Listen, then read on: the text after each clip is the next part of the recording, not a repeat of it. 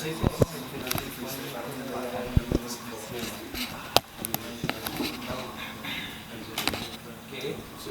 Yo hice una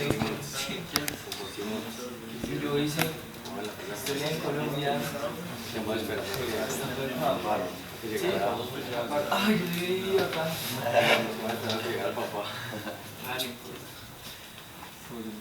Pasamos bueno,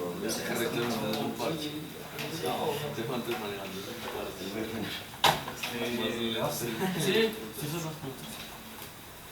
mucho. Es un Spark, ¿sí?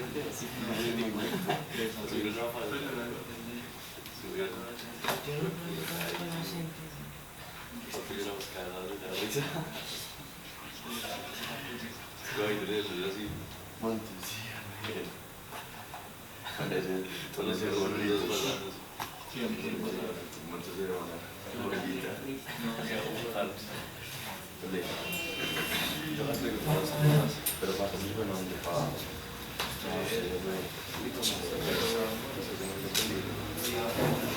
Sí.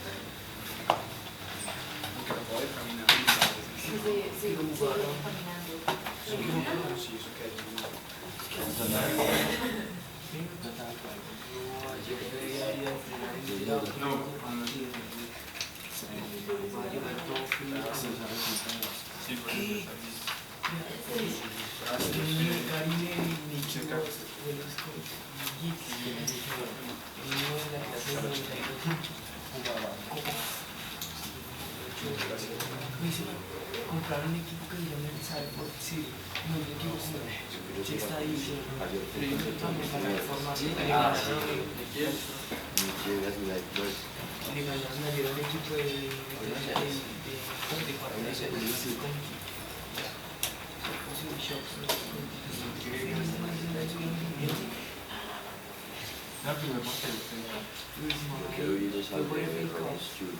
una primera vez que un equipo le ganó un equipo de cuarta división, la primera vez.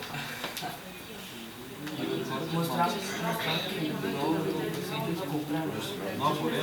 Y ahí van y juegan jugadores de la academia.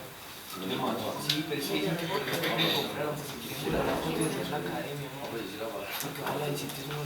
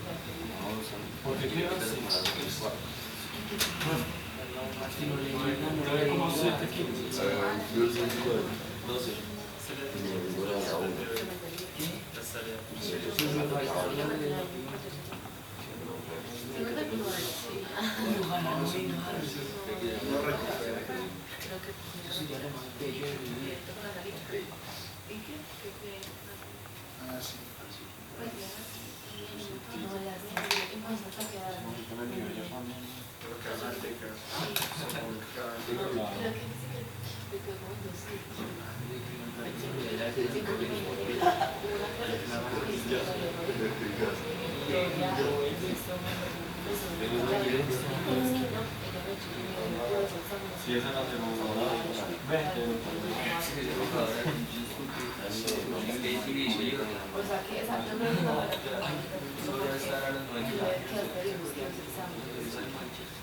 No, yo le dije, si no, usted se la puede hacer.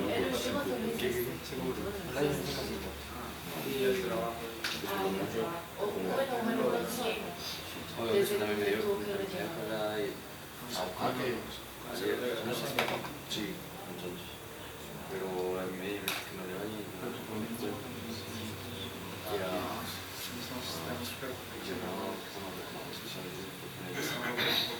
y igual a la final con la fue de pato. Y fuimos a comer así. Es que yo les dije, mierda, pero yo tenía mucho barbecue.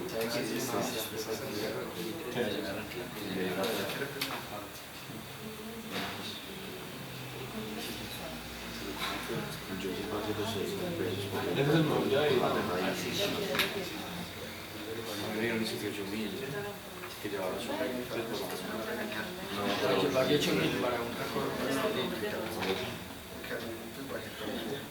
Pero yo me comí 3 y medio. 3 meses, casi me vomito, eso estaba muy bien. Y yo que no me estoy pasando. Y yo me digo, la hermana de vaca,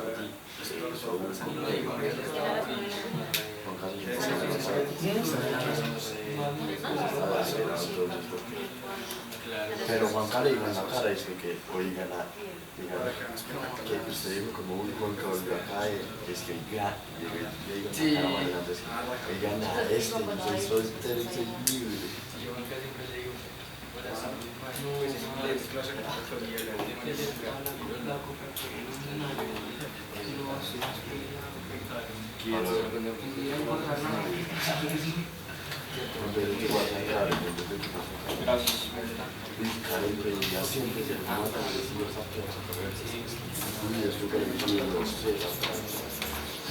Funcionario no me mueve.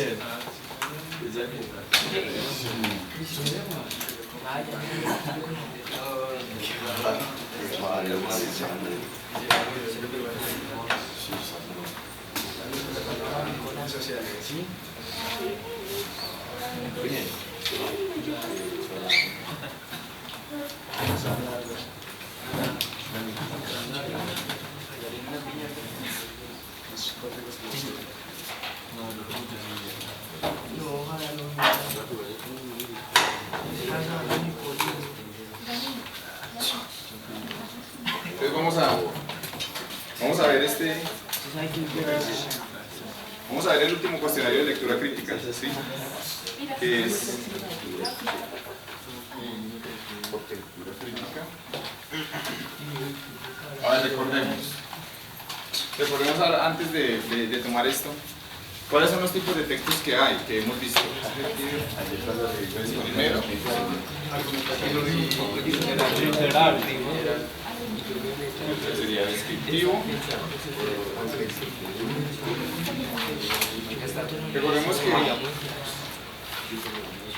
Recordemos que el descriptivo, ¿cuáles son? Noticias.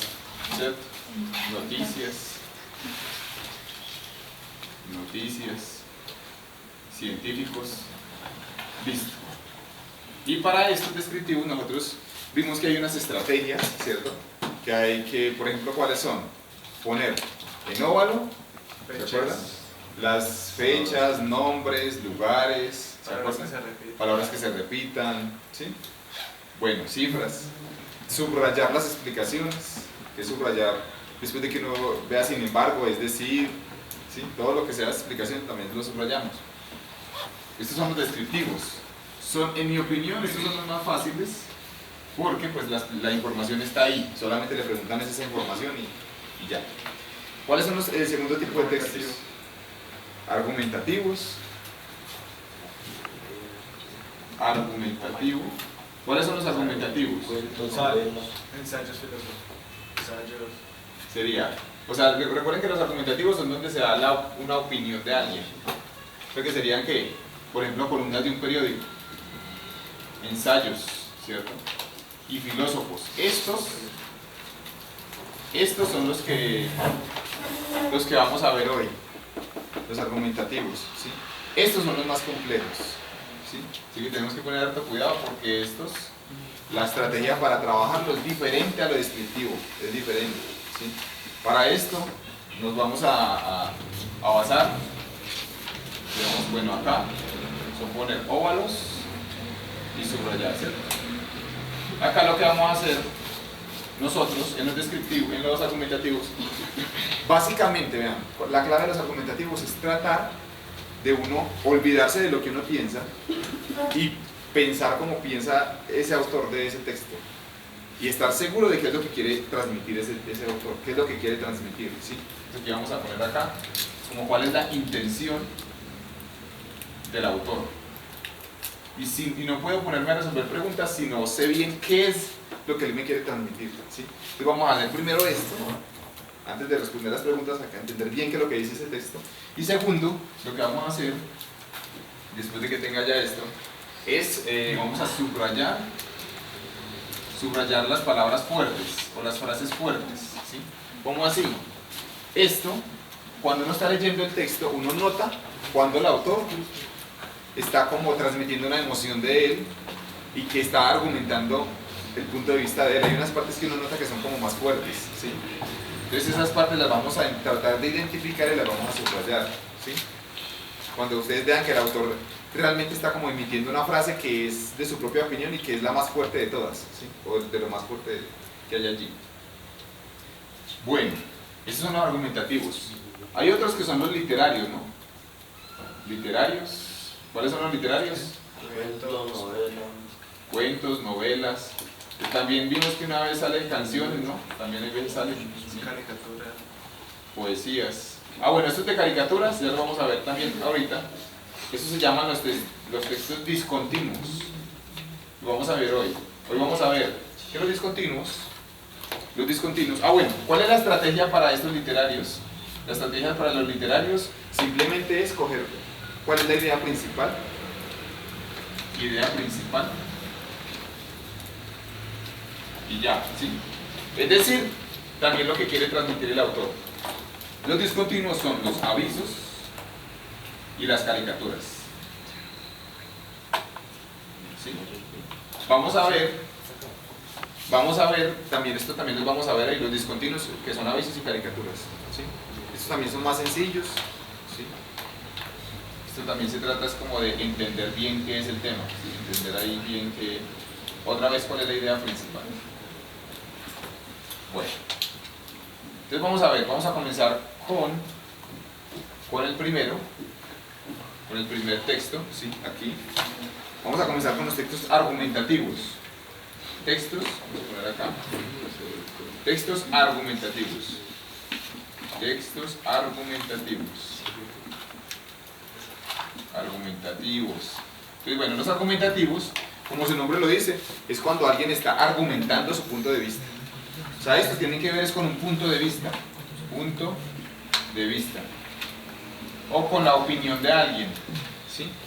Entonces vamos a ver cómo son estos textos. Para esto vamos a leer que dice los nuevos templos. ¿Sí? Vamos a leerlo. Les recomiendo para los argumentativos, para los argumentativos son los únicos que yo les recomiendo que lo lean 2 veces. O sea, aquí les recomiendo, acá, les recomiendo leer 2 veces. Sí, para este les recomiendo leer 2 veces. Porque el argumentativo sí es necesario como entenderlo bien, qué es lo que quiere decir el autor. Entonces este sí le recomiendo leer 2 veces. Los otros no es necesario. Entonces vamos a comenzar a leer. Comenzar tú leyendo David. Este es el primer texto.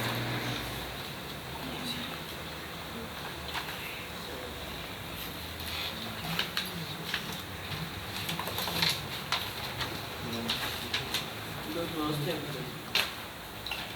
Los centros comerciales surgen en la medida en que hay desvalorización del centro de las ciudades y una pérdida de funciones de los sitios que en otras épocas convocaban allí a la ciudadanía. La plaza pública, los grandes teatros y las instancias gubernamentales que se desplazan hacia lugares que se suponen más convenientes. Descuidamos tanto la calle que la simulación de la calle triunfa, dice el arquitecto Maurix Suárez, experto en el tema. En el centro comercial es escenografía y crea una ilusión de interacción ciudadana que en realidad no existe. Lo contrario al vecindario y al barrio, lugares que en sociedades sanas proporcionan el encuentro y la solidaridad. El centro comercial da estatus. Allí se va solamente a ver y ser visto, sino a exhibir lo que exige el capitalismo rampante. Capacidad de compra. El centro comercial es un lugar privado que simula ser público, donde dejamos de ser ciudadanos para ser clientes en potencia. Es triste ver cómo se instaura una cultura del manejo del tiempo de ocio que hace que las familias prefieran estos lugares que venden la idea de que consumir es la mejor forma de ser feliz, al parque o la calle que huye con sus realidades complejas. Bueno, muchas gracias. Entonces, así por encima de lo que se leyó, uno percibe que está haciendo ese autor. Está criticando los centros comerciales, ¿cierto? Entonces, esa es la idea. Cuando uno hace la primera lectura, en estos textos argumentativos, traten de que esa primera lectura medio entiendan qué es lo que está criticando la persona. La primera lectura, que es una lectura superficial, es para entender bien como de qué se está hablando, cuál es la crítica, ¿sí? ¿Qué es el tema? ¿Cuál es la crítica que se está haciendo allí? Ahora vamos a hacer la segunda lectura, ya una lectura como más concentrados, y vamos a subrayar lo que yo les dije, ¿sí? ¿Cuáles son las palabras más fuertes o los puntos de vista que él trata de poner allí? Entonces vamos a poner, voy a leer yo y les voy a decir qué subrayamos. Los centros comerciales surgen en la medida en que hay desvalorización del centro de las ciudades. Subrayen por favor donde dice hay desvalorización del centro de las ciudades.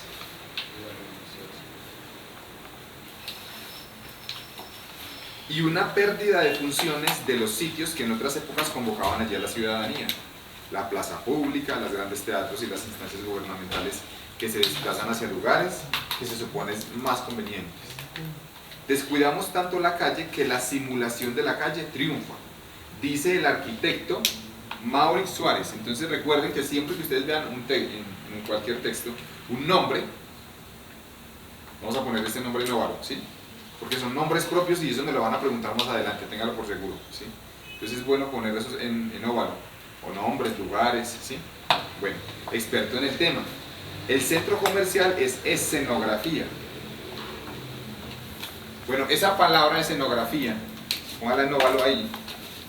¿Qué es lo que significa una escenografía? ¿Usted cuándo escucha hablar de escenografía? Cuando es como teatro, actuación. Entonces aquí dice, él comienza a decir que el centro comercial es como donde la gente va a actuar. Es como algo ficticio. Y crea una ilusión de interacción ciudadana que en realidad no existe. Entonces subrayemos eso, que en realidad no existe. O sea que, ¿qué es lo que él está diciendo allí? Que la gente va al centro comercial y supuestamente como hay tanta gente, entonces la gente cree que está interaccionando con otras, pero mentira es que no. Cada quien va a hacer otras cosas, ¿sí? Lo contrario al vecindario y al barrio. Lugares que en sociedades sanas propician el encuentro y la solidaridad. Entonces, El hombre está criticando los centros comerciales, pero ¿defiende quién? Al barrio y al vecindario. ¿Sí? Ok. El centro comercial da estatus. Allí se va no solamente a ver y ser visto, sino a exhibir lo que exige el capitalismo rampante, la capacidad de compra. Capitalismo rampante. Capitalismo rampante es como capitalismo como puro, digámoslo así, ¿sí? Como en su, sí, como a fondo, ¿sí? Entonces aquí sería, subrayen ahí donde dice, sino a exhibir lo que exige el capitalismo rampante. Capacidad de compra, subrayen eso allí. O sea que él critica a los centros comerciales porque realmente son es un negocio, ¿estamos de acuerdo? Lo que él está queriendo decir allí. El centro comercial es un lugar privado que simula ser público. O sea, es algo privado que simula ser de todos, pero mentiras que no es de todos. Donde dejamos de ser ciudadanos para ser clientes en potencia. Subrayen eso ahí. Donde dejamos de ser ciudadanos para ser clientes en potencia. Miren que estamos subrayando como cuáles son las críticas más fuertes que hay a los centros comerciales, ¿sí? Es triste ver cómo se instaura una cultura del manejo del tiempo de ocio que hace que las familias prefieran esos lugares que venden la idea de que consumir es la forma de ser feliz, al parque o a la calle que bulle con sus realidades complejas. ¿Qué es bulle? O bullir. Sería pues hacer bulla, ¿sí? O sea, nosotros sabemos que en la calle o en el parque también hay bulla, pero con las realidades complejas. Entonces, eso fue lo que nosotros hicimos, tratar de poner cuáles son las críticas más fuertes a los centros comerciales de ese autor. Mire que aquí dice, texto tomado de elespectador.com, opinión, vean si ven, opinión, ¿sí? Subrayen esa parte de ahí o resalten donde dice opinión, porque ahí ustedes ya pueden también identificar de qué es ese tipo de texto que es una opinión, o sea que es un texto argumentativo. Columna, ¿sí? Lo que es opinión o columna, todo eso es argumentativo. Bueno, entonces vamos a leer la primera, ¿sí? Cuando usted ya entienda de qué se está hablando, ya es muy fácil resolver las preguntas, pero si uno no entiende el texto, no las puede resolver, ¿sí? Algo que yo, por ejemplo, hice en marzo, cuando yo presenté las pruebas para mirar pues cómo están preguntando, lo que yo hacía en este tipo de textos era como tratar de ponerme en la posición de ese autor que está aquí. O sea, haga de cuenta, olvídese por un momento de qué es lo que usted piensa, porque si a usted le gusta el capitalismo y si le gusta comprar y dar lora, ¿cierto? Digámoslo así. Entonces, olvídese de eso. Y haga de cuenta que en este momento usted está pensando como esa persona, que está criticando 100% el capitalismo, criticando 100% los centros comerciales. Y usted dice, no, la gente tiene que salir de allá y tiene que volver a los barrios, tiene que volver al vecindario. Entonces usted tiene que meterse en el cuento. Eso era lo que yo hacía en marzo. Cada vez que veía un texto diferente, como que me metía en el cuento de como si yo fuera ese autor, ¿sí? Y esta es la clave para meterse bien con estos textos argumentativos, ¿sí? Vamos a leer la primera. En el enunciado, allí se va no solamente a ver y ser visto, sino a exhibir lo que exhibe el capitalismo rampante. La palabra subrayada tiene la función de... Bueno, para los que no tengan la palabra subrayada es si no. La palabra subrayada es si no. Para que la subrayen ahí, si no. ¿Qué significa la palabra si no? Entonces, bueno, la palabra si no, cuando uno habla de si no, puede tener dos significados, ¿sí? El primer significado es cuando dice aquí, cuando uno dice no solamente, sino. A ver, ¿qué querrá decir esto? No solamente sino. ¿Eso qué será? ¿Es para qué? Para agregar algo o para ampliar algo. Esto es para ampliar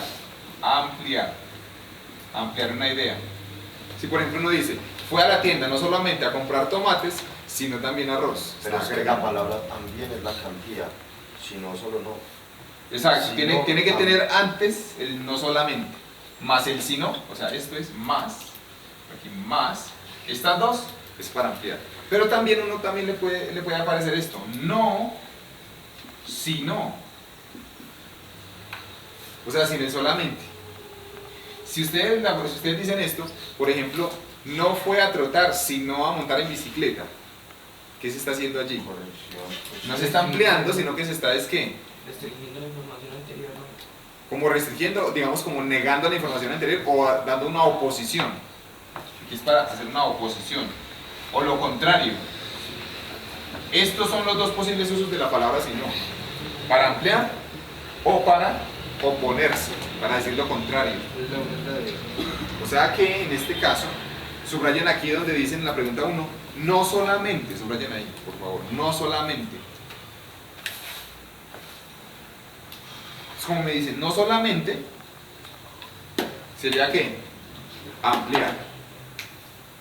Ampliar, ¿sí? Esa es la respuesta, ¿cuál es? La D, ampliar la información, ¿sí? La respuesta aquí sería la D.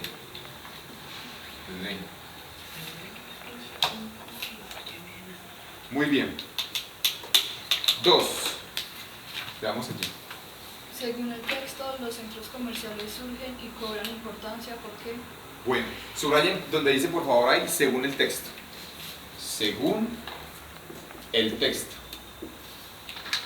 Ojo, cuando ustedes vean esto, de según el texto, no es, ojo, mucho cuidado, esto no es ni deducir ni inferir. ¿Por qué? Porque cuando usted le digan según el texto, es tal y como está escrito allí. Buscar exactamente cómo aparece en el texto, cómo está escrito. Eso es cuando usted le diga según el texto, es exactamente que aparezca así, no es deducir, sino, porque ya vamos a ver cómo es eso cuando uno le preguntan se deduce qué o se infiere qué, sino cuando le digan según el texto tiene que estar así. Entonces busquen el texto, donde dice según el texto, los centros comerciales surgen y cobran importancia porque, entonces busquen donde dice por qué los centros comerciales surgen, por qué, ¿sí? ¿En qué parte está el texto? En la primera dice, los centros comerciales surgen en la medida en que hay desvalorización del centro de las ciudades. Entonces la opción tiene que hablar de desvalorización del centro de las ciudades. Busquen, a ver, miremos a ver cuál sería. A, la calle no permite solidaridad y encuentro entre las personas. B, la escenografía de la ciudad crea una realidad de interacción compleja. C, los lugares públicos se han desplazado y el centro ha perdido su valor. Perder su valor es lo mismo que ¿qué? Que desvalorización. O sea que aquí la respuesta sería la C. La C. ¿Estamos de acuerdo? Es lo mismo.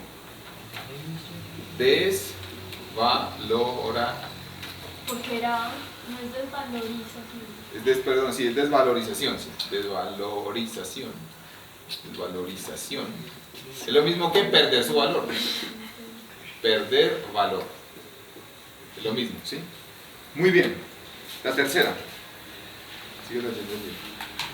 Una de las estrategias usadas por la autora para reforzar su argumento es... Bueno, entonces, estrategias, subrayan ahí estrategias. Y subrayan ahí donde dice reforzar argumento. Reforzar argumento. Reforzar argumento, ¿qué será? Es reforzar su punto de vista, lo que ella está hablando. ¿Qué estrategia utilizará para tratar de convencer a la gente? Citará Mauricio Suárez. Exacto, entonces miremos la A, dice A, citar la opinión de un experto en el tema. Entonces el experto fue el que pusimos allí en óvalo, ¿cómo se llama? Mauricio Suárez, que era, dice el arquitecto Mauricio Suárez, experto en el tema. Entonces vean, cuando una persona quiere tratar de darle fuerza a un argumento, lo que hace es que por lo general busca a un experto y entonces dice, es que este experto dice lo siguiente. Entonces eso le da una fuerza al argumento de esa persona. O sea que esa puede ser la respuesta. Pero miremos las otras. B, hacer alusión a los teatros y a la plaza pública. Pregunta, ¿qué pasa ahí? Por el hecho de mencionar a los teatros y a la plaza pública está haciendo una estrategia. No, simplemente los menciona. Entonces aquí viene algo bien importante, vean. Que aquí mucha gente se enreda. Ella sí menciona, pregunta, ¿ella menciona a los teatros y a la plaza pública? ¿Los menciona? Sí los menciona. Porque alguien dice, no, pero es que qué raro, eso sí lo hace, sí lo menciona. Pero mire bien qué es lo que le están preguntando. Eso refuerza el argumento, es una estrategia. No, simplemente lo está diciendo. C, cuestionar el manejo del tiempo. ¿Está cuestionando el tiempo? También, porque dice que la gente prefiere ir a esos lugares en vez de quedarse en el barrio. Y de mencionar las demandas del capitalismo. Entonces, si menciona las demandas del capitalismo, ¿también está hablando? También. Mire que todo lo está diciendo, pero la estrategia es la A. Aquí la respuesta sería la A.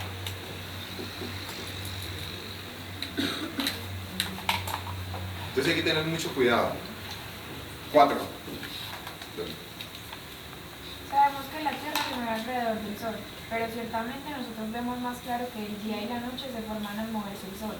Aparece el amanecer por el horizonte y se oculta por el poniente. Quien sienta que es la Tierra la que da una vuelta alrededor de sí misma 24 horas, creando así el día y la noche. Nos estarán engañando nuestros sentidos, nos estaremos equivocando al conocer nuestro mundo, al creer que existimos, al hablar. Este es el punto que trata esta parte de la filosofía, saber si nuestro conocimiento es verdadero, investigar si los resultados de la ciencia no nos engañan. La física, la química, nuestro conocimiento del mundo, nuestra capacidad de pensar, cuelgan de un hilo, del hilo de la epistemología. Bueno, muy bien. Así por encima, en esa primera lectura uno que puede decir que se está hablando como de ¿qué? De filosofía, de preguntar si el conocimiento es verdadero o no. Entonces vamos a volverlo a leer y vamos a mirar qué es lo que tiene más fuerza allí. Sabemos que la Tierra se mueve alrededor del Sol, pero ciertamente nosotros vemos más claro que el día y la noche se forman al moverse al Sol. O sea que nosotros vemos que el Sol es el que se mueve. Aparece al amanecer por el horizonte y se oculta por el poniente. ¿Quién siente que es la Tierra la que da una vuelta completa alrededor de sí misma en 24 horas? Creando así el día y la noche. Pregunta, ¿nos estarán engañando nuestros sentidos? Entonces subrayen eso ahí. ¿Nos estarán engañando nuestros sentidos?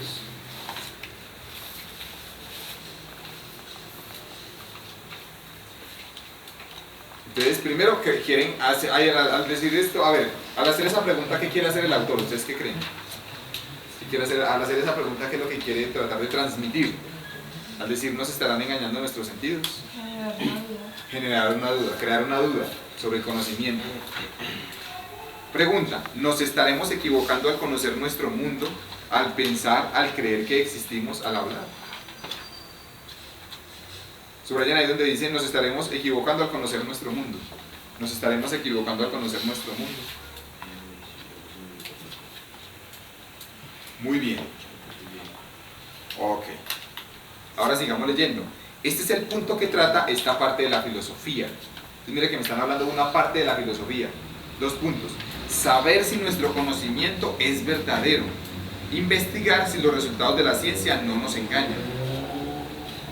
La física, la química, nuestro conocimiento del mundo, nuestra capacidad de pensar cuelgan de un hilo, del hilo de la epistemología. Entonces subrayan ahí, del hilo de la epistemología. Entonces en filosofía, la epistemología, según lo que dice él allí, ¿qué es? ¿Cuál es la función de la epistemología? Supuestamente según lo que acabamos de leer. Dice, este es el punto del que trata esta parte de la filosofía, este es el punto del que trata la epistemología. ¿Cuál? Investigar, ¿sí qué? Exacto, ese se trata sobre la verdad del conocimiento. Entonces vean, antes de responder las preguntas, tratemos de entender bien qué fue lo que hizo el autor. Primero, ¿qué fue lo que hizo? Ponernos a ¿qué? A dudar. Ponernos a dudar de la verdad del conocimiento. Y segundo, después de que nos puso a dudar, ¿qué hizo? ¿Qué hizo el autor después de que nos puso a dudar? ¿Habló de quién? De la epistemología. ¿El qué dice? El problema es que no sabemos cuál es la verdad, pero la solución está en la epistemología. Él presenta la solución. Él dice, la epistemología es la que trata de eso. La epistemología es la que ayuda a resolver el problema. Entonces, este texto tiene 2 partes. Cuando nos hace dudar y cuando nos presenta la epistemología. O sea, cuando nos da el problema y cuando nos da la solución. Tomado de Vélez, 1965, curso de filosofía, vean. Siempre que ustedes vean filosofía, subrayan ahí donde dice curso de filosofía, ya saben que es un texto argumentativo. Por lo general los textos filosóficos son argumentativos. Bogotá, Bibliográfica Colombiana. Entonces dice, en el texto la intención básica del autor. Entonces subrayen por favor donde dice ahí, intención básica del autor. Intención básica del autor. Intención básica del autor, ¿sí? Intención básica. Vamos a leer opción por opción. A. Hacer dudar de la verdad de nuestros conocimientos. ¿Puede ser o no puede ser? Sí puede ser. B. Demostrar que la Tierra es inmóvil. ¿Esa es la intención de él? No. C. Afirmar que toda la verdad depende de los hechos.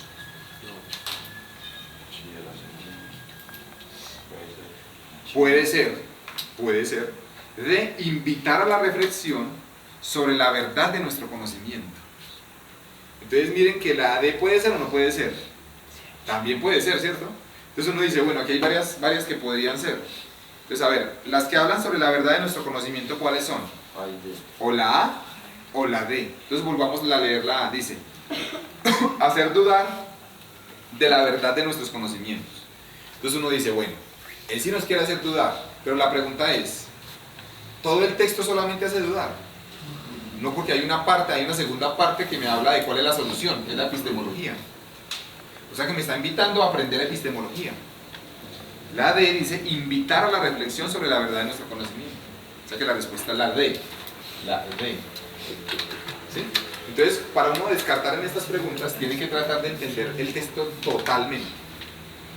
Y coger la opción que englobe todo el texto.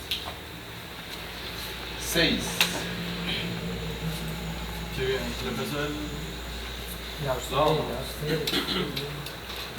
Dale. Ya te voy a llevar Naturaleza del espíritu. Solía suponerse en la ciencia que si todo fuese conocido acerca del universo, en un momento particular, entonces podríamos predecir que ocurriría a lo largo de todo el futuro. Sin embargo, una ciencia más moderna ha llegado a la conclusión de que cuando estamos tratando con átomos y electrones, somos bastante incapaces de saber el estado exacto de ellos. Pues nuestros instrumentos mismos están hechos de átomos y electrones. Entonces la idea de poder conocer el estado exacto del universo debe ser descartada. Realmente cuando se trata de pequeña escala. Esto significa que la teoría que sostenía que así como los efectos están predestinados, también lo están todas nuestras acciones. Debe descartarse. También tenemos una voluntad que es capaz de determinar la acción de los átomos en una pequeña proporción del cerebro o quizás en su totalidad. El resto del cuerpo actúa para amplificar esto. Bueno. A ver, por encima. ¿Qué están hablando allí? Así por encima de esa lectura primera superficial, ¿de qué se está hablando?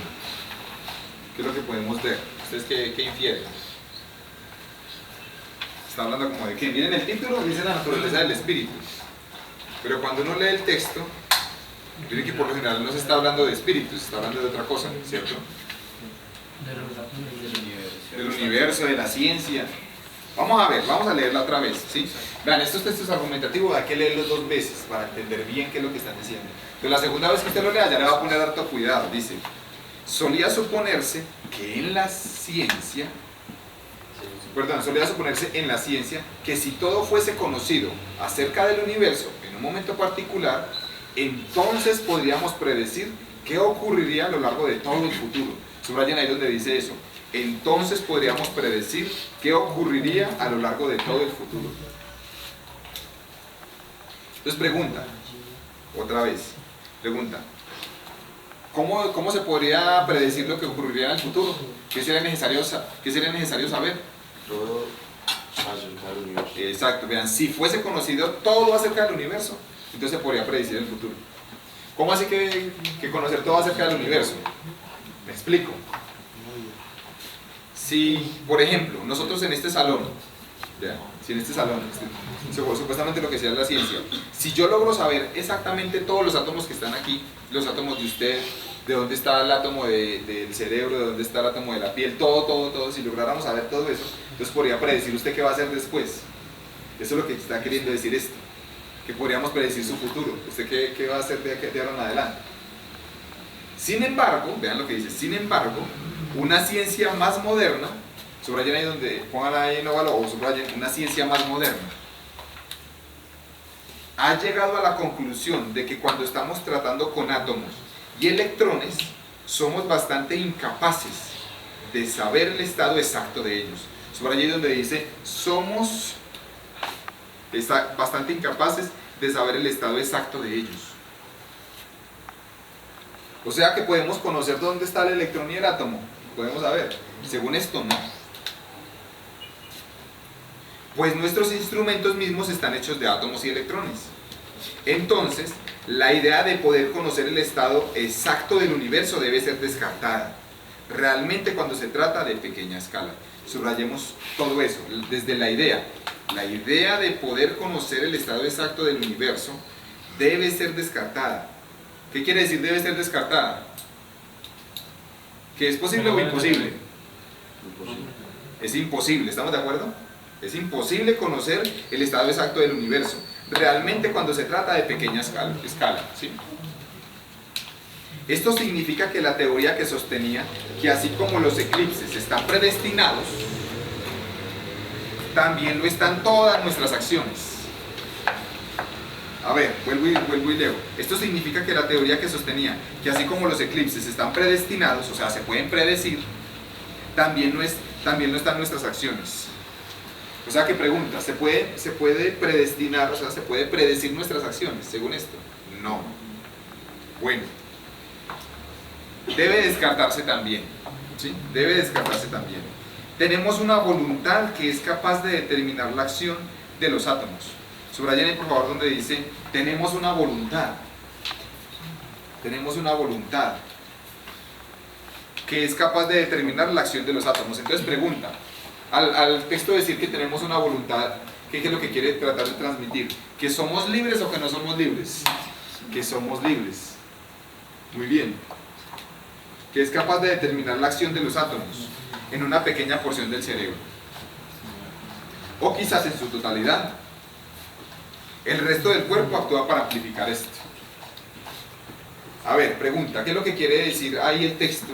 Antes de responder las preguntas, cuando dice, tenemos una voluntad que es capaz de determinar la acción de los átomos en una pequeña porción del cerebro o quizás en su totalidad. ¿Qué quiere decir el autor allí?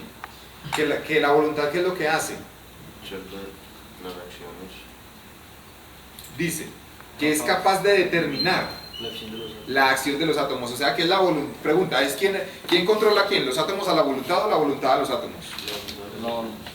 Aquí dice, tenemos una voluntad que es capaz de determinar la acción de los átomos. O sea, que la voluntad es la que controla a los átomos en el cerebro. O sea, es la voluntad la que dirige el cerebro.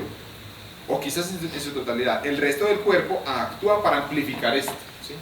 Eso es lo que quiere decir. Bueno, tomado de Alan Turing, el enigma citado por Hobbes. Bueno, ahí comienzan a hablar una serie. Dice, un filósofo natural. Sobre allá donde dice, un filósofo natural. Vean, eso también, para ayudarnos a identificar que es un texto argumentativo. Quinta. Entonces le damos allí. ¿Cómo se relacionan el título y el contenido del texto? Bueno.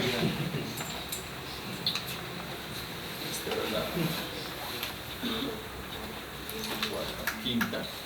De la quinta, ¿cómo se relacionan el título y el contenido? Subrayen ahí por favor donde dice, relacionan el título y contenido. Título y más contenido. A ver, entonces tratemos de definir esto. ¿El título de qué me habla? ¿De qué? Del espíritu. ¿Y el contenido de qué me habla? De que tenemos voluntad. ¿De que somos libres o no somos libres? Somos libres. O sea que el espíritu es libre.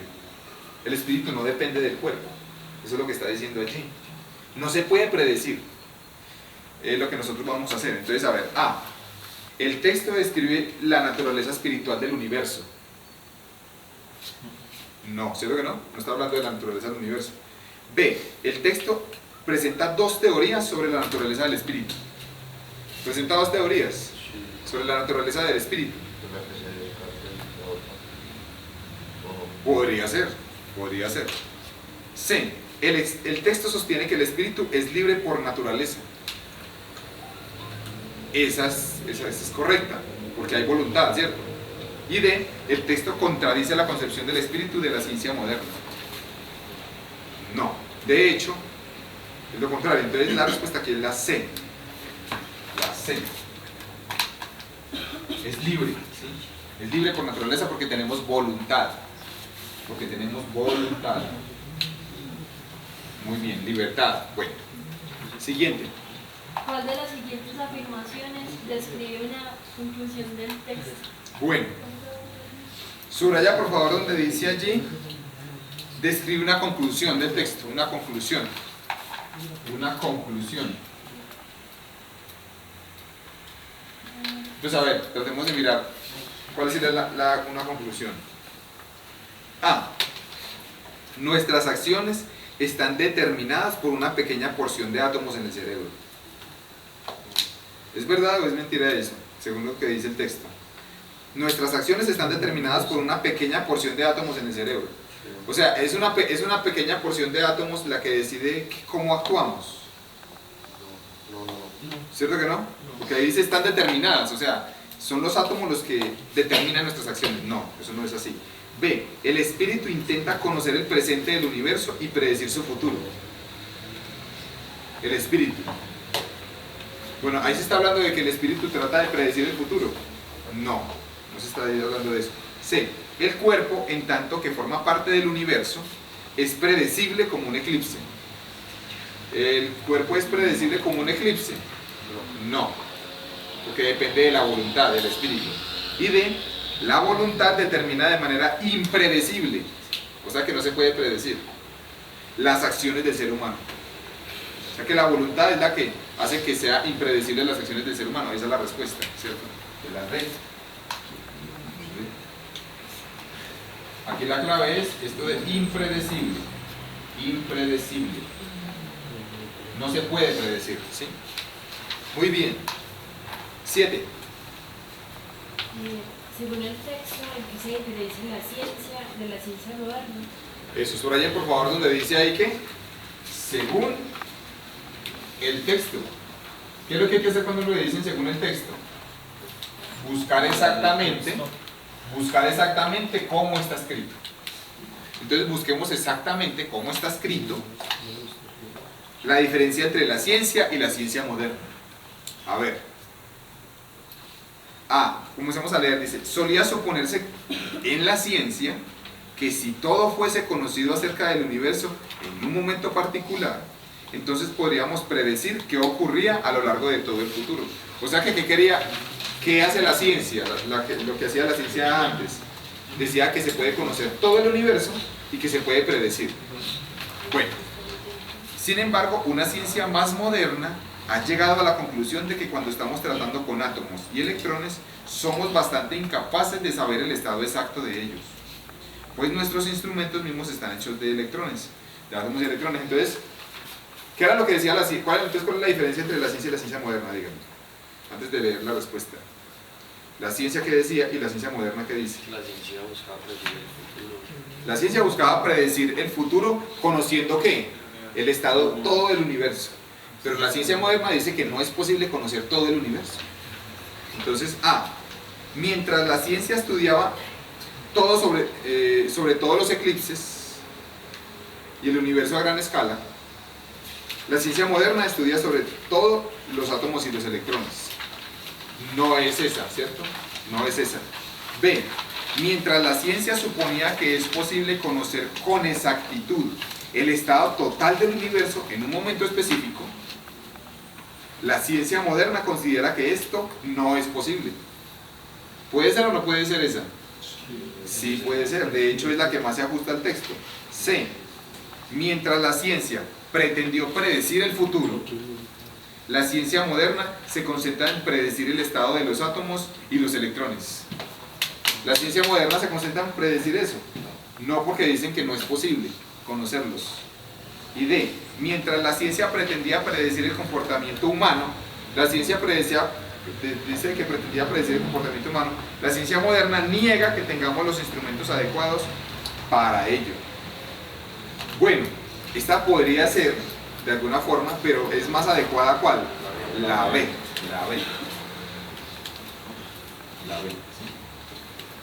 Muy bien. Siguiente. Del texto se puede inferir que para predecir el futuro del universo es necesario. Bueno, subrayen por favor donde dice ¿Se puede inferir qué? Se puede inferir.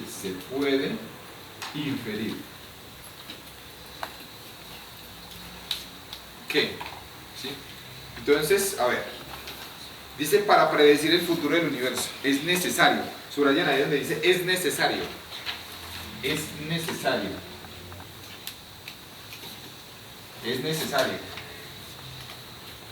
Entonces busquen el texto, ¿qué es necesario para predecir el futuro del universo? ¿Qué es necesario para lograr predecir el futuro del universo? Dice, exacto, solía suponerse en ciencia que si todo fuese conocido acerca del universo en un momento particular, entonces podríamos predecir qué ocurriría, ¿sí? Entonces, ¿qué es necesario? Conocer todo acerca del universo. Eso es lo necesario. Tenemos entonces las opciones. Dice, A, obtener conocimiento del estado de algunos átomos y electrones. No. B, reformular la ciencia según los descubrimientos de la ciencia moderna. No. C, conocer el estado de la totalidad del universo en un momento particular. Sí. Y D, contar con los instrumentos apropiados para medir los eventos. No. Es la C. Respuesta C. ¿Sí? Porque me dice conocer la totalidad del universo. Bueno, entonces vamos a leer el siguiente texto. ¿Sí? Léelo por favor allí, que sigue. A mucha gente le gusta ver en los cuadrados lo que también le gustaría ver en la realidad. Se trata de una preferencia perfectamente comprensible. A todos les atrae lo bello en la naturaleza y agradecemos a los artistas que lo recogen en sus obras. Esos mismos artistas nos censuran por nuestros gustos. Cuando el gran artista flamenco Rubens dibujó a su hijo, estaba orgulloso de sus agradables facciones y desea que también nosotros admiráramos al pequeño.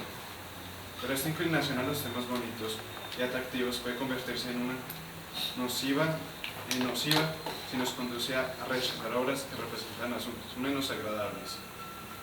El gran pintor alemán Albert Durero seguramente dibujó a su madre con tanta devoción y cariño como Rubén a su hijo. Su verista estudio de la vejez, la decrepitud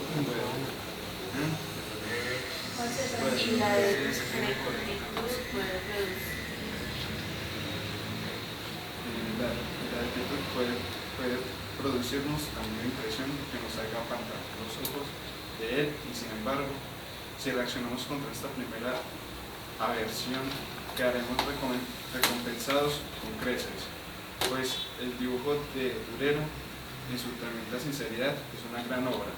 En efecto, de pronto descubrimos que la hermosura de un cuadro no reside realmente en la belleza de su tema, no si se le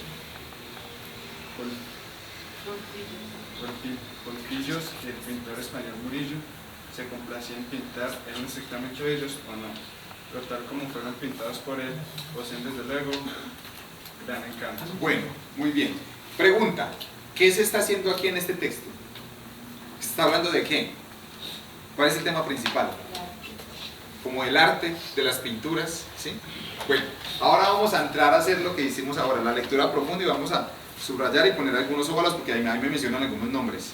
Entonces voy a leer, dice: a mucha gente le gusta ver en los cuadros lo que también le gustaría ver en la realidad. Se trata de una preferencia perfectamente comprensible.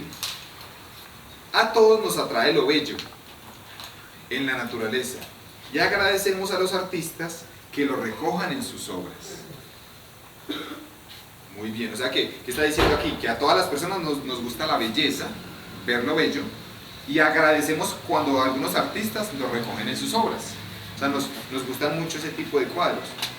Esos mismos artistas no nos censurarían. ¿Qué significa censurarían? Ocultar o como prohibir, ¿cierto? Entonces dicen, estos mismos artistas no nos prohibirían o no nos cuestionarían por nuestros gustos, ¿sí? No nos tacharían por nuestros gustos. Cuando el gran artista flamenco Rubens, pongan ahí en óvalo Rubens, dibujó a su hijo, estaba orgulloso de sus agradables facciones. ¿Qué significan facciones? Como la forma de la cara, ¿cierto? Y deseaba que también nosotros admiráramos al pequeño. Entonces, ¿qué hizo Rubens? Fue un pintor que hacía cuadros ¿de qué? Especialmente ¿de quién? De su hijo. Rubens hacía cuadros de su hijo y los hacía muy bonitos. O sea, ve, las facciones de su hijo se resaltaban allí. Bueno, pero esta inclinación a los temas bonitos y atractivos puede convertirse en nociva. A ver, subrayan ahí donde dice puede convertirse en nociva. ¿Qué significa puede convertirse en nociva? Que puede empezar a perjudicar. O sea, que el que solo a una persona le guste ver cuadros bonitos puede ser nocivo. Vamos a ver por qué. Si nos conduce a rechazar, vean, a rechazar obras que representan asuntos menos agradables, ¿sí? El gran pintor alemán Alberto Durero, pongan ahí en óvalo Alberto Durero, en óvalo. Alberto Durero seguramente dibujó a su madre con tanta devoción y cariño como Rubens a su hijo. Su verista, pongan ahí en óvalo verista, eso es una palabra desconocida. Verista. Vean, ¿saben qué es verista? Es como un realce, como ser algo extremo, ¿sí? Algo extremo, como algo exagerado. Su verista, su exagerado estudio de la vejez y la decrepitud. A ver, ¿qué significa eso de su exagerado estudio de la vejez? ¿Cómo se imagina que eran esos cuadros de él, de Alberto Durero? Que pintaba a su mamá, pero que la pintaba ¿qué? Con muchas arrugas, ¿sí? Dice, su verista estudio de la vejez y la decrepitud es también vejez, puede producirnos tan viva impresión que nos haga apartar los ojos de él. O sea, que cuando usted ve un cuadro de esos a primera vista, quieres como de una mirada hacia otro lado, ¿sí? Porque le ve muchas arrugas. Dice, sin embargo, si reaccionamos contra esta primera aversión, pongan ahí en óvalo aversión, pongan ahí en óvalo aversión, donde dice aversión. ¿Qué significa aversión? ¿Qué será esto de aversión? Vean, aversión sí, significa asco o repugnancia, ¿sí? Eso es lo que significa. Aversión es acto o asco o repugnancia. Entonces, ¿qué significa esto? Sino que nosotros cuando vemos esos cuadros nos puede producir eso, repugnancia, asco, ¿cierto? Y dice, sin embargo, si reaccionamos contra esta primera aversión, quedaremos recompensados con creces, pues el dibujo de Durero, en su tremenda sinceridad, es una gran obra. O sea, pregunta, a la persona que está escribiendo esto, al autor de este artículo, ¿le gustan esos cuadros también o no? Sí le gustan. O sea que él no está a favor de que pintar siempre lo bonito. Bueno, en efecto, de pronto descubrimos que la hermosura de un cuadro no reside realmente en la belleza de su tema. Subrayemos todo eso ahí. De pronto descubrimos que la hermosura de un cuadro no reside realmente en la belleza de su tema. O sea que le está diciendo, un cuadro es hermoso, no solamente cuando lo que está pintado ahí es hermoso. No depende de eso, sino de la sinceridad también. No sé si los golfillos, pongan ahí en óvalo golfillos. Golfillos, ¿qué significa un golfillo? O golfillo, ¿qué significa eso? Vean, golfillos es pillos o delincuente, ¿sí? No sé si los golfillos que el pintor español Murillo, pongan ahí en óvalo Murillo, se complacía en pintar, eran estrictamente bellos o no, pero tal como fueron pintados por él, poseen desde luego gran encanto. Entonces miren que hay otro pintor que era Murillo, que se encargaba de pintar ¿qué? Delincuentes, pero él dice que esos cuadros tienen gran encanto, o sea que también les gustan ese tipo de cuadros. Bueno, y entonces dice tomado de tal, historia del arte. Listo, 9. Entonces vamos a leer las preguntas, 9. En el texto, el autor hace referencia a Rubens para mostrar que... Bueno. A ver, pregunta, cuando él menciona a Rubens, ¿qué es lo que menciona? Rubens, ubiquen a Rubens. ¿Quién era Rubens? El del pintó al hijo. ¿El que pintó a quién? A el hijo. Entonces, a ver, para mostrar que a todos nos atrae lo bello, y por fortuna el arte lo recoge en la pintura. ¿Puede ser o no puede ser? Díganme.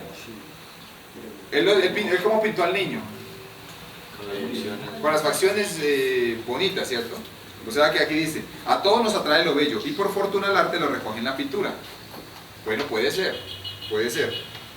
B, el público siempre exige que el artista refleje la realidad en los cuadros.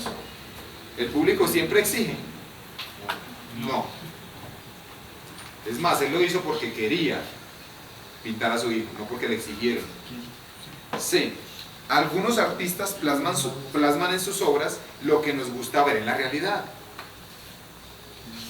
Voy a volver a leer esa. Algunos artistas, plasman en sus obras lo que nos gusta ver en la realidad. ¿Puede ser o no puede ser? A nosotros nos gusta ver en la realidad ¿qué? Lo bonito. Y algunos artistas plasman eso bonito. Esa puede ser, ¿cierto? O sea que también puede ser la C. Y D, la inclinación en el arte por los temas bonitos y atractivos es bastante nociva. O sea, bastante peligrosa. Él menciona a Durero para eso. Sí. A Rubens. Perdona, a Rubens. Menciona a Rubens para eso. Sí.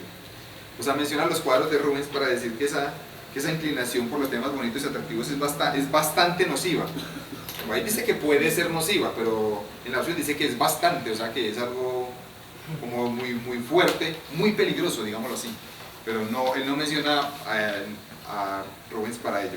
Entonces, a ver, descartemos entre la A y la C. A todos nos atrae lo bello, y por fortuna el arte lo recoge en la pintura. Y miremos la C, algunos artistas plasman en sus obras lo que nos gusta ver en la realidad. Entonces, a ver, pues yo puedo generalizar que a todos nos atrae lo bello. No. ¿Cierto que no? No, porque hay gente que le gusta pintar otras cosas. ¿Sí? Entonces la respuesta es la C. Algunos artistas, ¿como quién? Como Rubens, que pintó a su hijo, plasman en sus obras lo que nos gusta ver en la realidad. ¿Sí? Muy bien. Entonces la 9. La 9 es la C. 10. Miremos la 10. ¿Cuál de los siguientes enunciados expresa un juicio de valor presente en el texto? Subraya por favor donde dice juicio de valor. Subraya donde dice juicio de valor. Juicio de valor. Pregunta para todos. ¿Qué significa juicio de valor? Juicio de valor. ¿Qué significará eso? Juicio de valor. Vean, juicio de valor es la opinión es una opinión del autor. Es una opinión del autor, ¿sí? Entonces vamos a mirar qué es lo que opina el autor del texto. Mientras Rubens dibujó la juventud, Durero dibujó la vejez. Pregunta, ¿eso es una opinión del autor? No es una opinión, simplemente es lo que pasa. Uno dibuja una cosa y otro la otra, pero no es la opinión de él. B. Los golfillos del pintor español Murillo tienen gran encanto. Entonces, ¿qué es lo que se dice en el texto de esos golfillos? Miren que al final dice, no sé si los golfillos que el pintor español Murillo se complacía en pintar eran estrictamente bellos o no, pero tal como fueron pintados por él, poseen desde luego gran encanto. Ese gran encanto, ¿de dónde salió? ¿Es la opinión de quién? De él. O sea que esa es una opinión, puede ser la B. C. Rubens estaba orgulloso de su hijo y deseaba que lo admiráramos. ¿Puede ser o no puede ser la opinión de él? Díganme. Pues de hecho eso no es una opinión, sino que es algo real. O sea, lo dibujó así para que nosotros lo admiráramos, pero no es una opinión personal de él. Y D. Para el público la hermosura de un cuadro reside en la belleza de su tema. Es una opinión. También es una opinión, pero la más fuerte es la que, la B. Los golfillos del pintor español Murillo tienen gran encanto. O sea, que está la B. La B. 11. Veamos ahí 11. ¿Cuál de los siguientes títulos sería el más adecuado para el texto anterior? Bueno, a ver. Subrayen ahí donde dice siguientes títulos sería el más adecuado. Siguientes títulos sería el más adecuado. A ver, ¿cuál título sería el más adecuado? A. En defensa del mal gusto en el arte. No. B. El arte como modelo de la realidad. Puede ser. C. La representación de la belleza en el arte. Se habla harto de la belleza, ¿cierto? Sí. Y de Rubens, Durero y Murillo, el arte de la pintura.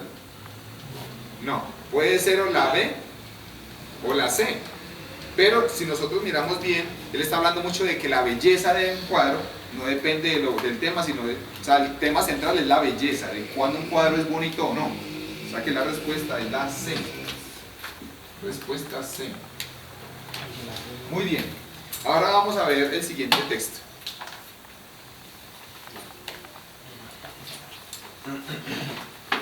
Nadie es justo por voluntad, sino porque no tiene el poder de cometer injusticias. Esto lo percibiremos mejor si nos imaginamos las cosas del siguiente modo. Demos tanto al justo como al injusto el poder de hacer lo que cada uno de ellos quiere y a continuación sigámoslos para observar hasta dónde los lleva a cada uno el deseo. Entonces sorprenderemos al justo tomando el mismo camino que el injusto, siguiendo sus propios intereses, lo que toda criatura persigue por naturaleza como un bien, pero que la fuerza de la ley obliga a seguir el camino del respeto por la igualdad. El poder del que hablo sería efectivo al máximo si aquellos hombres adquirieran una fuerza tal como la que se dice que cierta vez tuvo Giggs, el antepasado de Lidio. Sí, Giggs era un pastor que servía al entonces rey de Lidia. Un día sobrevino una gran tormenta y un terremoto que rasgó la tierra y produjo un abismo en el lugar en que Giggs llevaba al ganado a pastorear. Asombrado al ver esto, descendió al abismo y halló, entre otras maravillas que narraban los mitos, un caballo de bronce, hueco y con ventanillas, a través de las cuales divisó adentro un caballo de tamaño más grande que el de un hombre, según parecía, y que no tenía nada excepto un anillo de oro en la mano. Giggs le quitó el anillo y salió del abismo. Ahora bien, los pastores hacían su reunión habitual para dar al rey el informe mensual concerniente a la hacienda. Cuando llegó Giggs llevando el anillo, tras sentarse entre los demás, casualmente volvió el engaste del anillo hacia el interior de su mano. Al suceder esto, se tornó invisible para los que estaban sentados allí, quienes se pusieron a hablar de él como si hubiera ido. Giggs se asombró y luego, examinando el anillo, dio vuelta al engaste hacia afuera y en torno a hacerse visible. Al advertirlo, experimentó con el anillo para ver si tenía tal propiedad y comprobó que así era. Cuando giraba el engaste hacia adentro, su dueño se hacía invisible. Cuando lo giraba hacia afuera, se hacía visible. En cuanto se hubo cerciorado de ello, maquinó el modo de formar parte de los que fueron a la residencia del rey como informantes. Y una vez allí sedujo a la reina y con ayuda de ella mató al rey y se apoderó del reino. Por consiguiente, si hubieran dos anillos como el de Giggs y se diera uno a un hombre justo y otro a un injusto, ninguno preservaría la justicia ni soportaría abstenerse de bienes ajenos, cuando podría tanto apoderarse impunemente de lo que quisiera del mercado como al entrar en las casas, acostarse con la mujer que prefiriera y tanto matar a unos como librar de las cadenas a otros según su voluntad, y hacer todo como si fuera igual a un Dios entre los hombres. En esto, el hombre justo no haría nada diferente del injusto, sino que ambos marcharían por el mismo camino. E incluso se diría que esto es una importante prueba de que nadie es justo, sino es un forzado a hacerlo, por no considerarse a la justicia como un bien individual, ya que allí donde cada uno se cree capaz de cometer injusticias, las comete. En efecto, todo hombre piensa que la injusticia le brinda más ventajas individuales que la justicia, y está en lo cierto, si habla de acuerdo con esta teoría. Bueno, muchas gracias. ¿Qué se está hablando ahí? ¿De qué? A ver, ¿qué es lo que están tratando de transmitir? La historia de Higgs también, bueno. ¿Y qué más dicen aparte de esa historia? ¿Cómo caracterizar cuando una persona es justa? Cuando una persona es justa y cuando no es injusta. Bueno, entonces vean, voy a volverlo a leer y vamos a poner en óvalo algunas cositas, vamos a subrayar algunas cosas para mirar cuál es la opinión de este señor. ¿Sí? Dice, nadie es justo por voluntad. Vean lo que está diciendo ahí, nadie es justo por voluntad, sino porque no tiene el poder de cometer injusticias. Vamos a subrayar todo eso. Nadie es justo por voluntad. Nadie es justo por voluntad, sino porque no tiene el poder de cometer injusticias. Esto lo percibiremos mejor si nos imaginamos las cosas del siguiente modo. Demos tanto al justo como al injusto el poder de hacer lo que cada uno de ellos quiere. Y a continuación sigámoslos para observar hasta dónde los lleva a cada uno el deseo. Entonces sorprenderemos al justo tomando el mismo camino que el injusto, siguiendo sus propios intereses, lo que toda criatura persigue por naturaleza como un bien, pero que la fuerza de la ley obliga a seguir el camino del respeto por la igualdad. Vamos a subrayar todo eso. La fuerza de la ley obliga a seguir el camino del respeto por la igualdad. En otras palabras, ¿qué es lo que está diciendo ese señor allí? Dice que nadie es justo, sino que es todo mundo, algunas personas actúan con justicia porque ¿quién los obliga? La ley. ¿Estamos de acuerdo? Es porque hay leyes que las personas no hacen injusticias, ¿sí? Pero que todos somos injustos, eso es lo que dice aquí. El poder del que hablo sería efectivo al máximo si aquellos hombres adquirieran una fuerza tal como la que se dice que cierta vez tuvo Higgs, el antepasado de Lidio.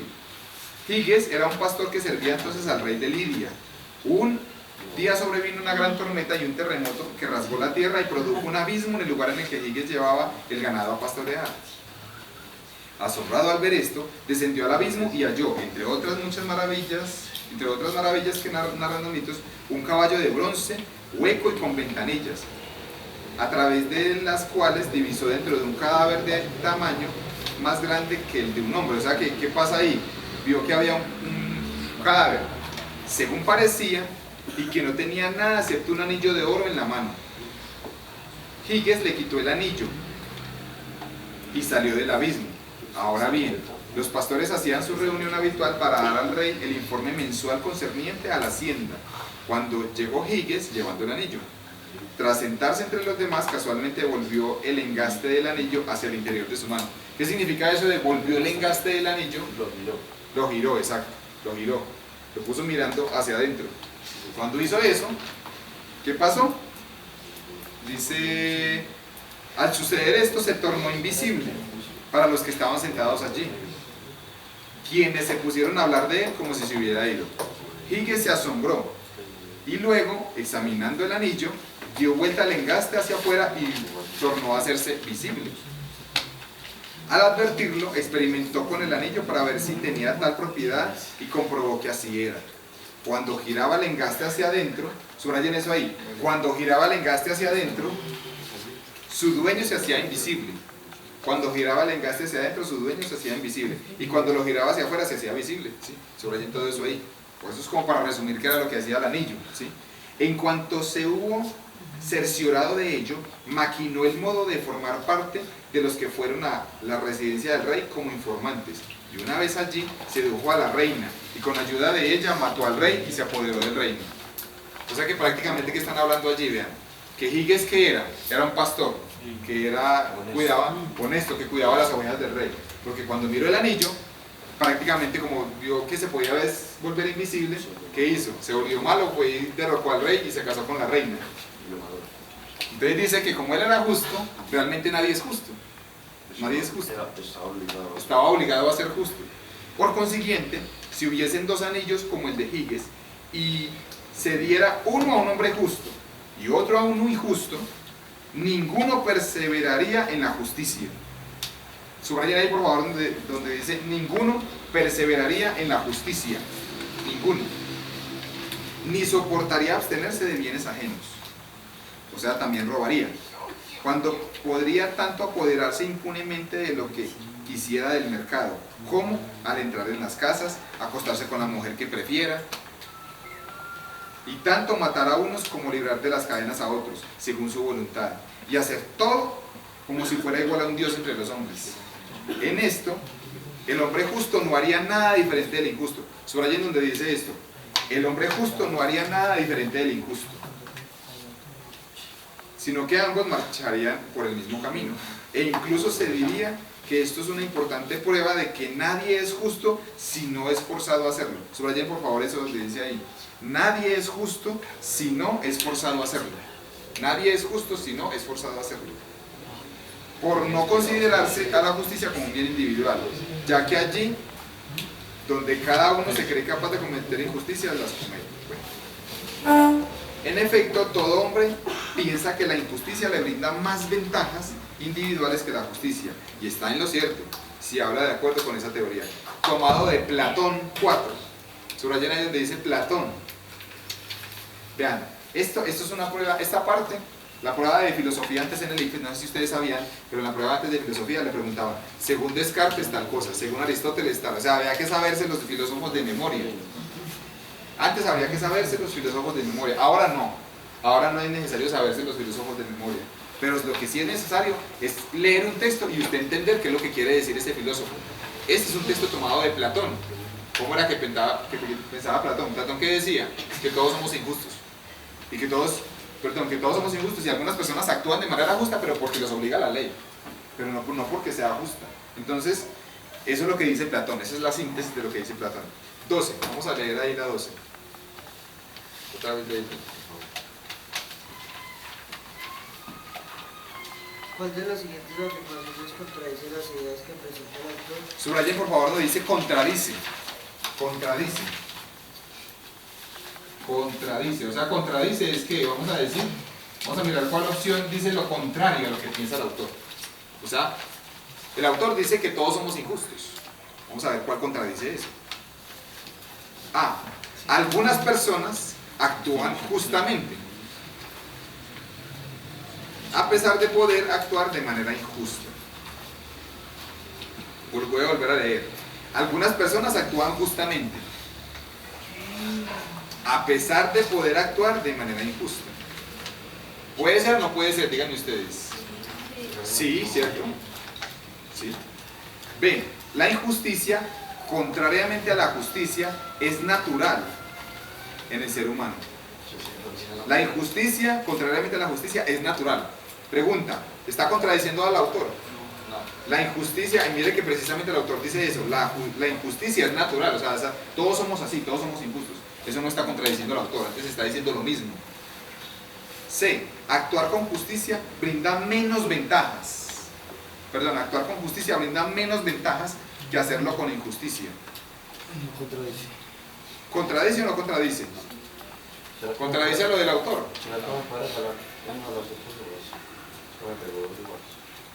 ¿Sí? Sí. Ah, pues ahorita sí, bueno. Vamos a seguir, dice, el actuar con justicia brinda menos ventajas que hacerlo con la injusticia. Eso es lo que piensa el autor. No lo está contradiciendo. Me están preguntando cuál lo contradice. Y de la injusticia, contrariamente a la justicia, se comete voluntariamente. La injusticia se comete voluntariamente. ¿Cierto?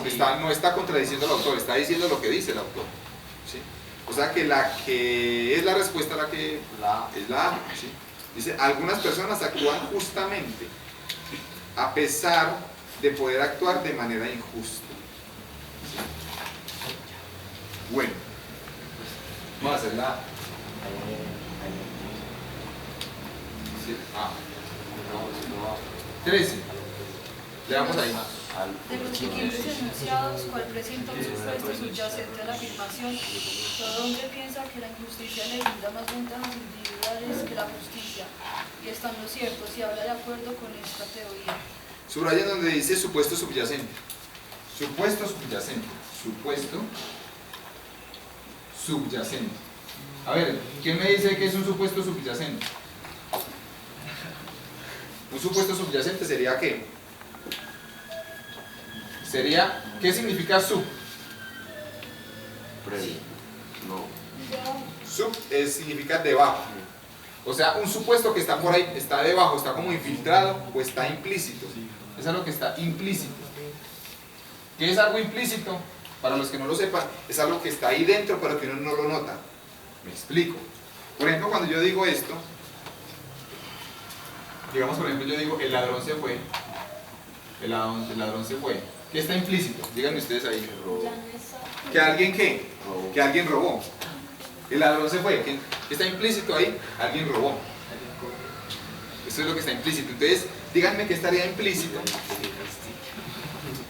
¿Qué estaría implícito allí? Díganme ustedes.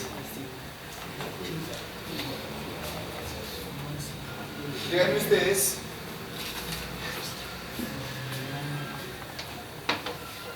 Díganme ustedes allí.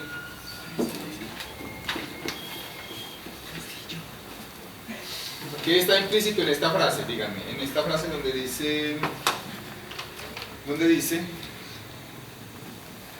¿qué significa esto de todo hombre piensa que la injusticia le brinda más ventajas? Le brinda más ventajas que la justicia. Que la justicia. Díganme ustedes qué está implícito ahí. Cuando yo digo le brinda más ventajas. Cuando yo digo le brinda más ventajas, está implícito de que la injusticia es mejor que la justicia, ¿sí? Pero ¿qué más está implícito? Cuando yo digo le brinda más ventajas, más. Entonces, la justicia no tiene tantas ventajas. Pregunta, ¿ambas tienen ventajas? Si yo digo le brinda más ventajas que la otra es porque ambas tienen ¿qué? Ventajas. O sea, tanto la justicia como la injusticia tienen ventajas. Bueno, entonces miremos. A. La injusticia brinda las mismas ventajas que la justicia. ¿Brinda las mismas? No. B. La justicia, al igual que la injusticia, brinda ventajas individuales. Sí, puede ser. C. La injusticia, a diferencia de la justicia, brinda pocas ventajas. ¿La injusticia brinda pocas? No, brinda más. Y D. La justicia no brinda ninguna de las ventajas individuales que la injusticia brinda. No, es la A. Perdón, la B. La B. ¿Sí? Donde dice la justicia, al igual que la injusticia, brinda ventajas individuales. ¿Sí? Muy bien. 14.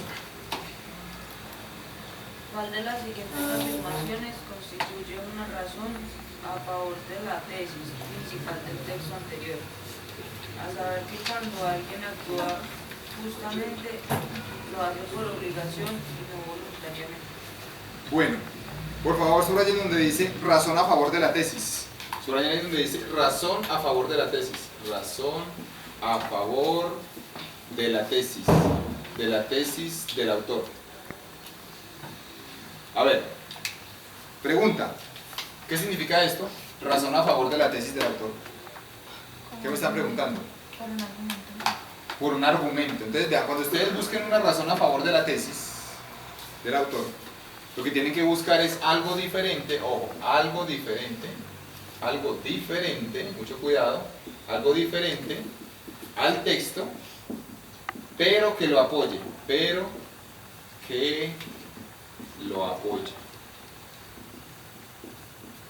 ¿Estamos de acuerdo? ¿Por qué? Porque el autor tiene unos puntos de vista. Entonces usted le está diciendo, busque una razón para apoyar a ese autor. O sea que por lo tanto usted no puede coger algo del mismo texto, porque lo del texto sería lo del autor. No sería ninguna razón a favor del autor. ¿Estamos de acuerdo? Entonces tiene que ser algo diferente, pero que apoye el texto. Vamos a buscar algo diferente, pero que apoye el texto. O sea, vamos a mirar, dice. Razón a favor de la tesis principal del texto anterior, a saber, que cuando alguien actúa justamente lo hace por obligación y no voluntariamente. Mejor dicho, vamos a tratar de encontrar una razón para justificar de que alguien actúa justamente, pero por obligación, porque está obligado. Tratemos de encontrar algo que apoye eso. La gente se ve obligada a actuar justamente. Díganme, ¿es una razón a favor o no? Sí. Realmente es lo mismo. O sea, no es algo diferente, es lo mismo, pero con otras palabras. No sé si me hago entender. O sea, usted no me está apoyando a mí. Si yo digo, la gente no actúa justamente, sino que se ve obligada, y usted dice, listo, yo lo voy a apoyar, la gente se ve obligada a actuar justamente, no está diciendo algo diferente, no me está apoyando, está diciendo lo mismo que yo estoy diciendo. B, solo la igualdad garantiza el respeto por la ley. A ver, ¿ustedes qué dicen? Solo la igualdad garantiza el respeto. Me está apoyando mi argumento. Solo la igualdad garantiza el respeto por la ley. Está como muy rara, ¿cierto? No está como muy concreta. C, la injusticia brinda las mismas ventajas individuales que la justicia. ¿Me está apoyando ese pensamiento? No. Y D, siempre que una persona cuente con la libertad para cometer injusticias, lo hará. ¿Me está apoyando? Sí, esa es la D. 15. ¿Cuál de las siguientes afirmaciones sintetiza adecuadamente las ideas contenidas en el párrafo? En el primer párrafo. Bueno, subrayen por favor donde dice sintetiza adecuadamente las ideas. Sintetiza. ¿Qué significa sintetizar? A ver, es resumir, exacto, resumir. Entonces, ¿cuál de esas sintetiza lo del primer párrafo? ¿Sí? El primer párrafo. Pregunta, ¿de qué se habla el primer párrafo? Dice, nadie es justo por voluntad sino porque no tiene el poder de cometer injusticias. Entonces tratemos de sintetizar eso. El que alguien sea justo es un deber. ¿Qué se deriva de la conciencia moral? Ahí hablan de la moral. ¿Cierto que no? B, el que alguien sea justo resulta de una imposición. ¿Verdadero o falso? El que alguien sea justo resulta de una imposición. Sí. Pues toda persona, sin las restricciones y exigencias de la ley, buscará satisfacer sus deseos. Sí, ¿cierto? Puede ser la respuesta. C, la justicia es una ilusión, ya que lo natural es que una persona busque cumplir sus deseos y alcanzar sus intereses, sin reparar en la igualdad que exige la ley. Entonces esta parte última hace que ya no se pueda esa opción. ¿Por qué? Porque me dicen sin reparar en la igualdad que exige la ley. Realmente las personas sí reparan la ley y por eso es que no cometen injusticias. O sea que ahí esa no es. Y la de la justicia es un ideal inalcanzable, ya que toda persona, por más justa que aparente ser, tiene intereses propios que pueden llevarla a cometer injusticia. ¿Sí? Entonces entre la B y la D, ¿cuál es mejor? Díganme ustedes. Que resume el texto, el primer texto. La B. El que alguien sea injusto resulta una imposición. La B. No me voy a regalar una bonita ya, por favor.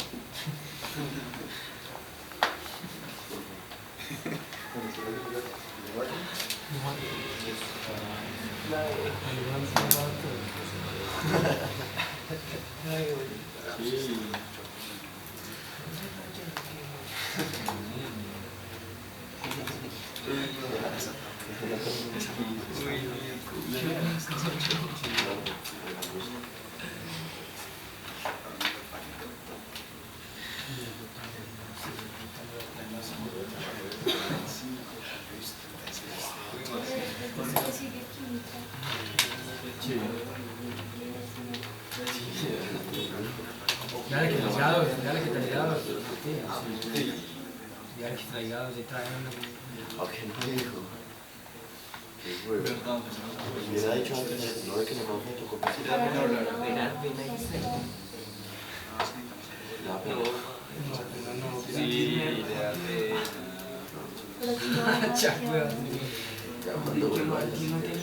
cuando me va a decir para que se lo traiga. No, hombre.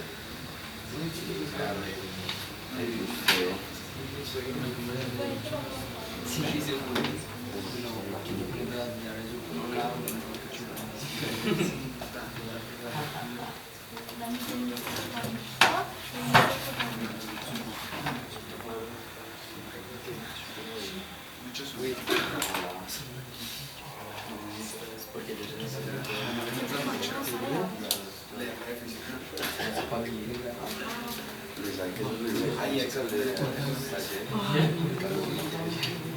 ¿Será que me llevaron a las técnicas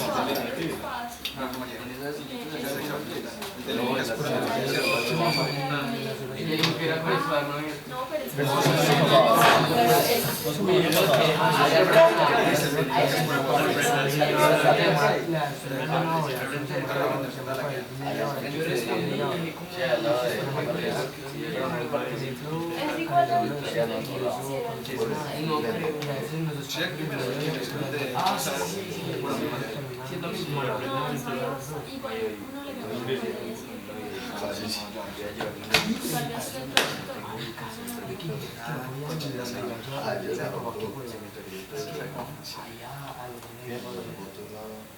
¿Quién va a ir? ¿Quién va a ir? Yo no sé, mi papá dijo que no puede ir, mi mamá dijo que tenía una reunión. Y se convirtió en horario. Asume las consecuencias a mí. Yo creo que no hay nada. Es que no es Luis Alma de todos los papás. Claro. Se va a pasar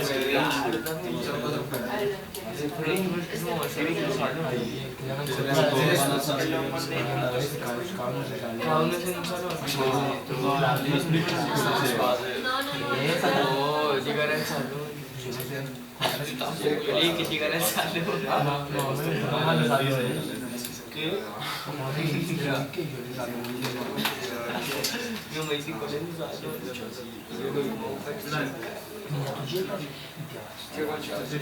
Entonces el universitario nuevo, subes las escaleras.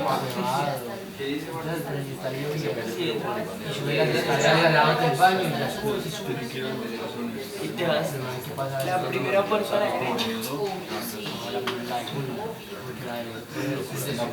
La primera puerta a la derecha.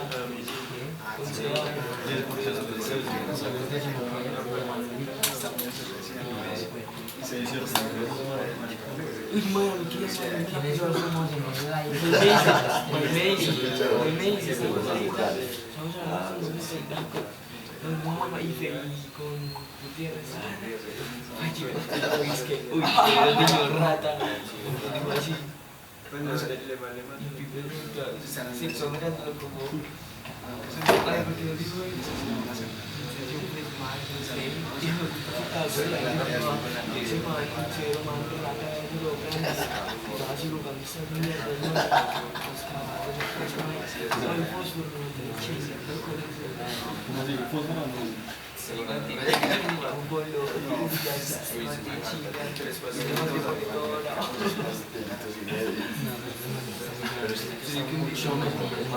No, no sé nada que hacer, solo que no digo eso. Basta, marichizas. No, Tiraron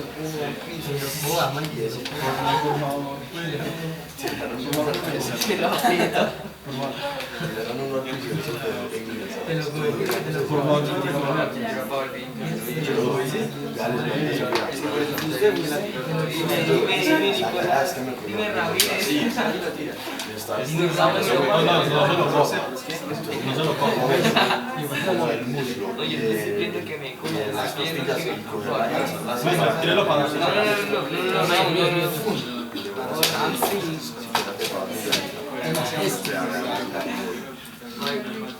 no. Ay, se le dañó. La mona. Ay, se le dañó. Porque no vi que era pantalón, yo soy para allá y yo no me acuerdo que se llama el pantalón del pijama. Me va a decir así.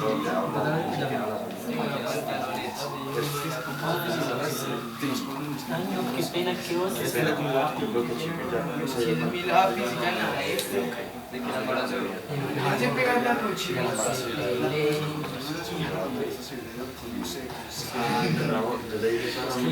No, Martín.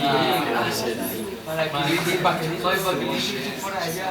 Base, no era capaz de concentrarme en la hoja. No, mañana salimos para la sur. Sabe que sí, sabe que sí. ¿Por qué se asusta? Él vio yo cómo la trataba y dijo, cállese. parce, que es como se le a su manita de chile. No, no, porque no te pones a la hermana, pero... No, no, la hermana. Es que la azul es... Se arme tiene un léxico, pero... Ay, no, es que la azul ese léxico de Daniela. Sí, yo la hago.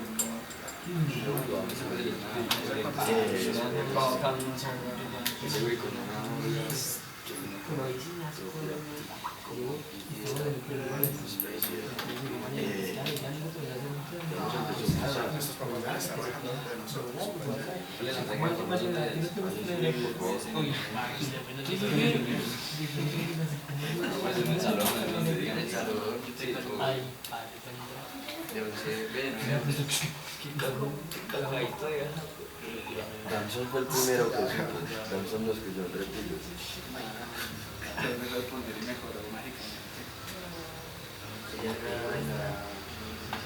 De la parte comercial, Vea, escuche, vea esto, Ramo. Ramo, vea esto.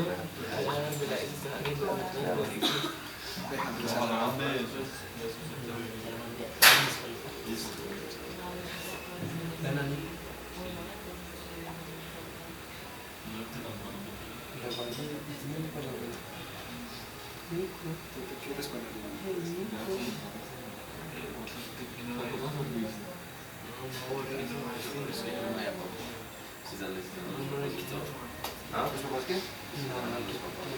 ¿De qué? ¿Para qué? Ah, sí, ahí estará la gente comercial por detrás. Sí,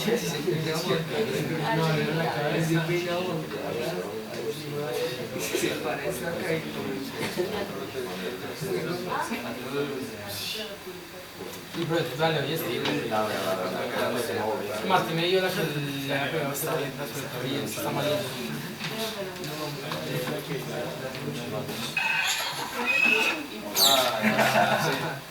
Muy bien, terminemos entonces este, ¿sí?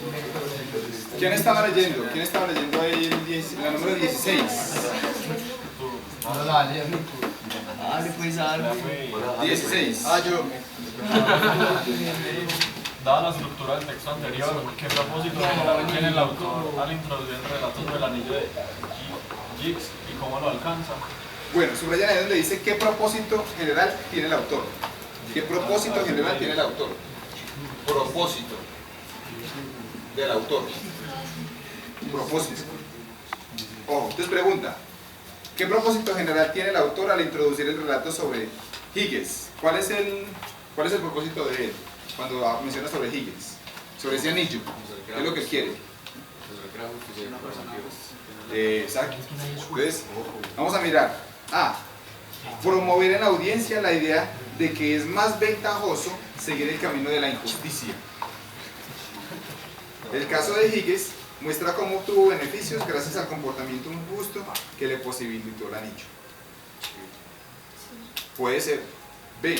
Convencer a la audiencia de que todo hombre cometerá injusticias cuando tenga la oportunidad.